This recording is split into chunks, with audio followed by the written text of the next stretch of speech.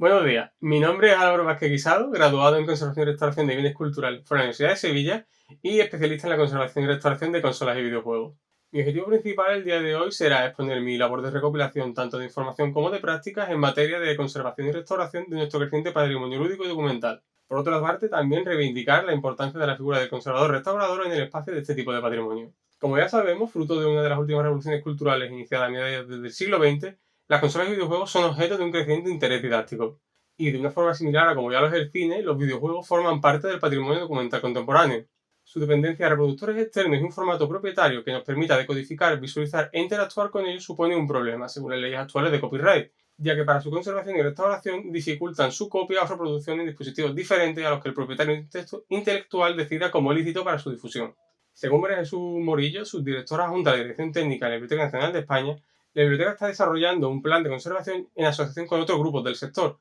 realizando un inventario y documentación de todos los videojuegos producidos en territorio español para su conservación y consulta. Sin embargo, a día de hoy aún no han publicado qué solución le van a dar al problema de cómo permitir su consulta por parte del público de manera legal y fiable. La importancia de la conservación de este nuevo patrimonio se ve acrecentada cuando lo hacemos testigos de los avances tecnológicos vinculados a los videojuegos, como la llegada en los 80 de las consolas protoordenadores a los hogares y su consiguiente democratización, hasta la proliferación de los formatos actuales para el consumo de material audiovisual en Blu-ray como estándar de la industria, tras la pugna por el formato de vídeo doméstico impulsada por Microsoft y Sony en sus consolas de séptima generación. Igual nos resulta menos obvia la idea de utilizar los videojuegos como fuente documental y medio educativo, pudiendo citar, por ejemplo, que tras el fatídico incendio de Notre Dame, Ubisoft puso a disposición de arquitectos y restauradores toda la documentación visual y fotogramétrica recopilada al estudiar el inmueble, para incorporarlo a uno de sus videojuegos estrellas como es Assassin's Creed Unity,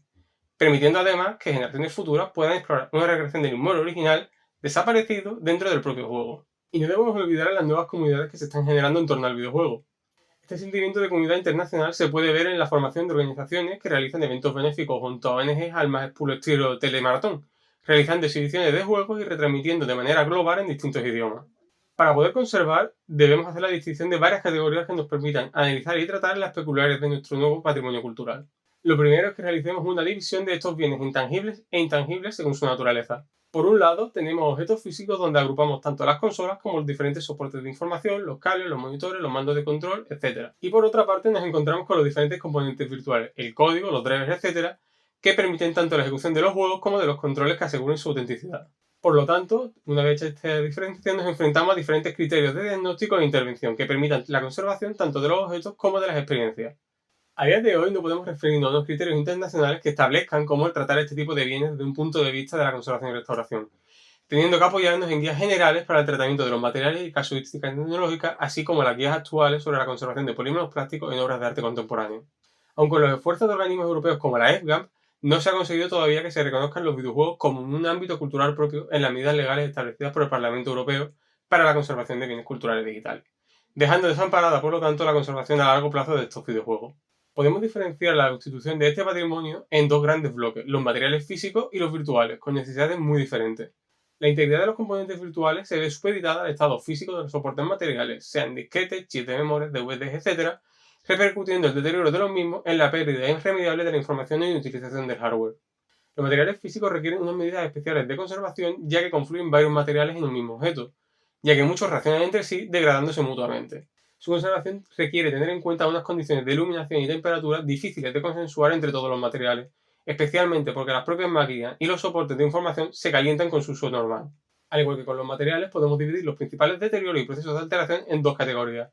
Los físicos, ya que debido a su composición todos sufren procesos de envejecimiento que solo podremos ralentizar y que se ven agravados además con el factor antropológico y las condiciones de almacenamiento en las que se encuentran.